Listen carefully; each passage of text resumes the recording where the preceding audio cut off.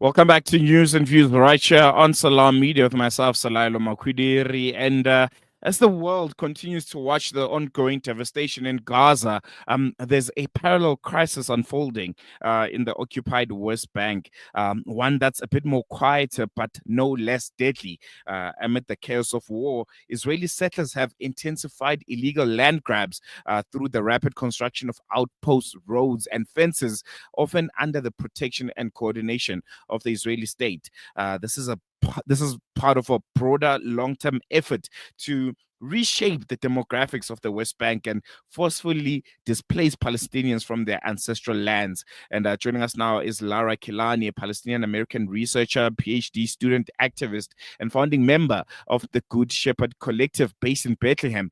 She's part of a delegation visiting South Africa for the global hashtag Week for Palestine 2025 campaign, which just kick-started in Johannesburg. Lara is going to be chatting to us about the West Bank and, most importantly, this campaign that I think we all need to be supporting, the hashtag FIFA Red Card Israel campaign, a very, very important and a key part of this week's activities. And she's joining us via a virtual platform. Lara, thank you so much for joining us. Welcome to Salam Media. Really, really appreciate you giving us your time this morning. Thank you so much for having me. I really appreciate you taking the time. The pleasure is all ours. I think we can kickstart the conversation with what brings you to South Africa. What is the message behind the Global Week for Palestine 2025 campaign, and why is it so important to have it now, especially looking at the events of Gaza and the state of that part of the world? Absolutely, absolutely. That's the perfect question to start with. So, as you mentioned, we're here for the Week for Palestine. We're here being hosted by our comrades in Africa for Palestine, which is the largest grassroots Palestine solidarity organization. And we're so honored to be welcomed here in this way. We just landed last night, and I have to say it was the most warm and lovely greeting after such a long period of, really just watching some of the worst horrors, at least I've ever seen, unfold. And as I was listening to your ads and as I was listening to your question as well, I was thinking, about the level of devastation we've seen not only since October 2023, but also before then, that we know what's happening in Gaza, the hundreds of thousands of people probably at this point who have been killed, people who are dying of malnutrition, who are living under complete siege now. It's 57 days, I believe, of no food, no water, no medicine entering Gaza. Most of the hospitals are completely not functioning whatsoever. Those that are only engaged in the most basic services, trying to keep people alive. Acute malnutrition going on. I'm sure many of your listeners already know this. And then, as you mentioned, in the West Bank as well, in the West Bank and also in Jerusalem and in the 1948 lands. The level of violence has really been just increasing and increasing, especially since October 2023. But as you said, this is, as you said, or I'm not sure if it was in maybe one of the ads, I really appreciated some of those messages that this is a longer process, right, of elimination, of disenfranchisement and displacement. And so we're here not only talking about what's going on in Palestine, but really supporting this campaign that our comrades in Africa for Palestine are uplifting, which is the campaign Red Card Israel. And this is a global movement, part of the cultural boycott against Israel to isolate the Zionist entity and basically suspend Israel's FIFA membership. And so that's going to be a lot of what we're supporting in this week for Palestine as we're talking about the genocide and the ongoing forced displacement in the West Bank and elsewhere in Palestine. Mm-hmm. And I want to continue on that, on what's happening in the West Bank. I read an article where you described how the Gaza genocide, this war essentially is being used as cover for settler expansion in the West Bank. Can you walk us through, what's currently happening on the ground in places like Area C and the Jordan Valley? Oh, absolutely. Yeah, thank you for that question. Basically, so as your listeners may know or may not know, the West Bank, which is under Israeli military occupation, is split up into these areas, right? Area A is under the control of the Palestinian Authority, which in many ways functions as sort of a subsidiary of the occupation by under the support of the Israeli regime and sort of rules in this way, right, under the whim of the Israeli regime. Area B is sort of shared between the Israeli military control and the PA. And then Area C is under the complete control of the Israeli military regime. There's no civil law by the Palestinian Authority, there's no Palestinian law. And so this is most of the West Bank. And this is, huge swaths of rural land in the West Bank. And so you have the most vulnerable communities in these areas, which have very little access to water, have very little access oftentimes to medical clinics. Their schools maybe are a little, not necessarily in their communities, but a bit further away. They have to travel through endangered spaces where settlers are currently occupying the land in order to get to many essential services. And so since October 2023, what we've seen is a huge uptick in violence against these communities and efforts to displace them. The last numbers I think we saw, which I'm sure at this point are quite low, was something like 1,200 people have been forcibly displaced by these attacks on, like I said, the most vulnerable communities, the most isolated communities. And I'm talking, when I describe attacks, these are coordinated attacks, right? By settlers who come in, who steal sheep, who destroy beehives, who destroy agriculture, who attack people in their homes. And of course, do this all with the support, whether explicit or sort of implicit, of the state and its forces, who do not ever prosecute, or let me not say ever, very, very, very rarely do they prosecute the perpetrators of these crimes, and often instead will prosecute the Palestinian victims of them in order to sort of hasten this process of displacement. No, definitely. I want to bring back the conversation to, the FIFA Red Card Israel campaign.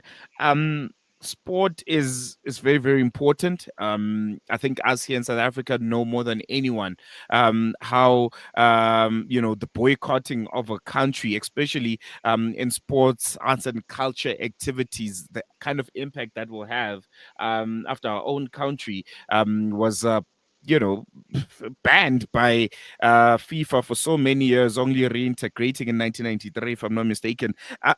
Is this still the same? There's a lot of people that say, well, there's no tangible kind of results. We've seen Russia quickly being banned by FIFA and the Olympics committee.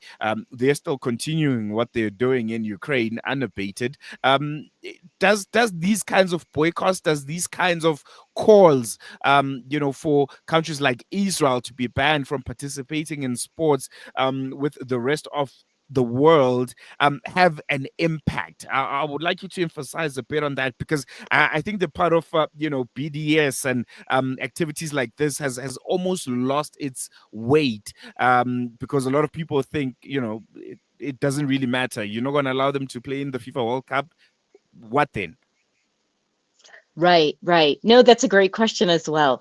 Yeah, I think, these cultural boycotts, these cultural campaigns are really important, right? Because they create a space in which not only can the world see that we can identify who the perpetrators are. We can see who is doing wrong, and we can isolate them, right? That we have the power to do that, that we are taking a stance. And I think it's also important that there are consequences, right? That people can feel beyond the economic, right? Beyond the material. And that's not to say that the material isn't very important. And I think these campaigns go hand in hand, right? When we have cultural campaigns, it's an opportunity to share information with people. It's an opportunity to take control of cultural spaces, to say what we will allow and what we won't allow, who we're willing to even face on the court, right? Or Mm. on the field, I should say, in this case, right? Where we draw our lines in terms of our cultural spaces. I think a lot of times, I'm Palestinian American, and I think in the US, in that space, a lot of times people think of these cultural spaces as apolitical, right? That we shouldn't bring politics into these spaces. Mm. But as we know very well, as you mentioned, politics are always in these spaces already, and we shouldn't hide that. We shouldn't ignore that. We shouldn't turn away from that. We should be very aware of how we can use these cultural spaces in order to set our limits, to set our principles, to say what's right and wrong, and to be able to amplify the message, right? Because a lot of people watch football, a lot of people will receive this message, right? And so I think it's really important, and it helps other material efforts in other ways, right? If we can achieve something like this, then it also allows people around the world to see what's going on and to see that they have power to make impact in other ways as well. Mm, no, definitely. I wanna touch on that point that you make. When it comes to sports and politics and where those two meet. FIFA has always reiterated that it aims to keep politics out of football. How valid is this position when a member association is accused of enabling systematic injustice, essentially? No, of course, it's not legitimate, right? We can never say that politics is outside of any cultural space, including and maybe especially football, right? Which is such an international sport. And this is part of what's so important about this campaign, I think, is that we need to reject this idea that politics is distinct from football and from other cultural spaces. So I think it's very important, I think. And as we've seen, right, as you said, with the suspension of Russia's membership or participation in FIFA, that it is political, right? It's just a matter of who is the target of the political The double decision, right? standards. Right, exactly. And so I think that it's very, very important to reject this idea, and also because it connects deeply to our humanity, right? If it's political to um that's not what I want to say. Sorry. I do think Mm, it's political. I think it's important. But if it's wrong, let's say, if it's wrong to say that we cannot take real stances against those who are perpetrating genocide and who have been perpetrating genocide for a long time, then what do we have, right? What meaning do our cultural spaces have? What meaning do these shared experiences have if we can't take stances as simple as that of protecting life in them, right? I think that's mm. very important.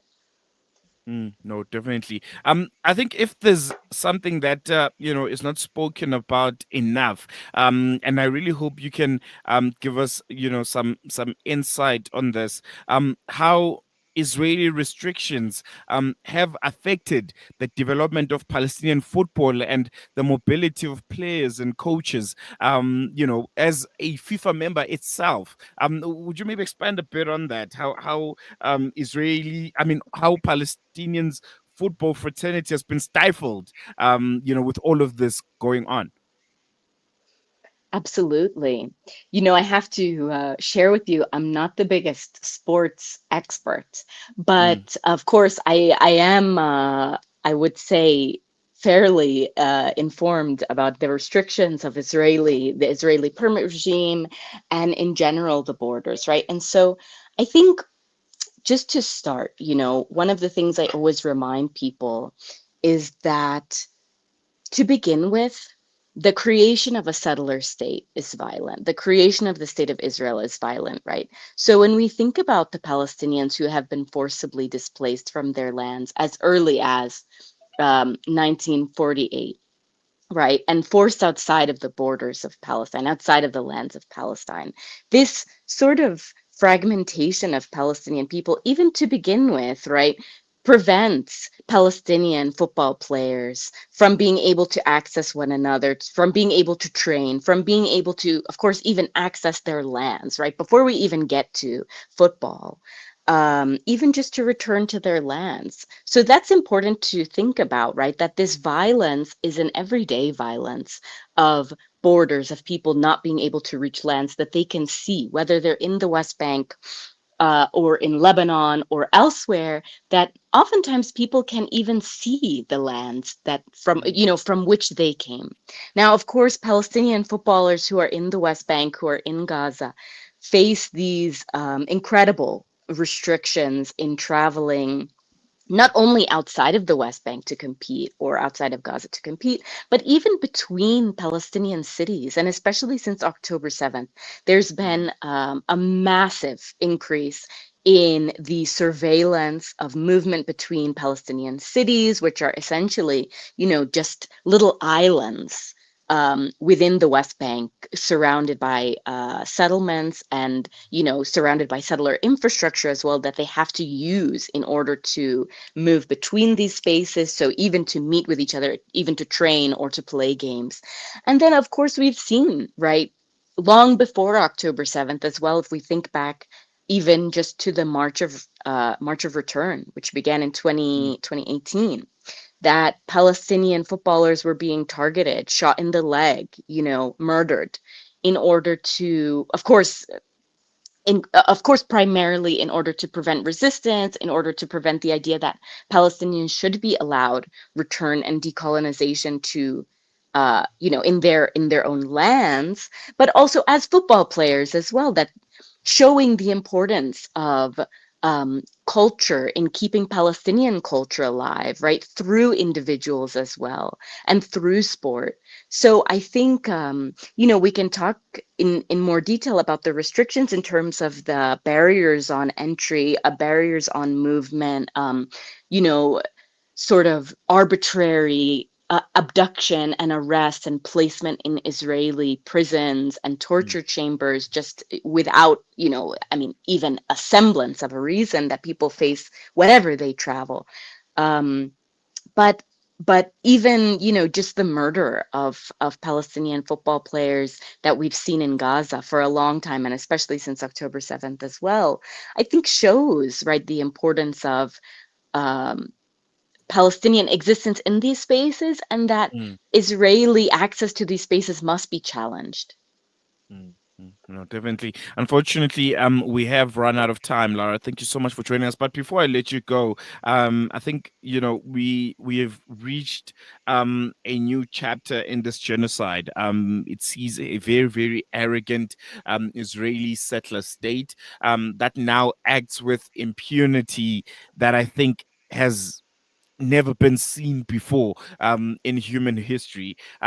What gives you hope right now, especially as someone working from both within and outside of Palestine at this very moment when things are looking so grim?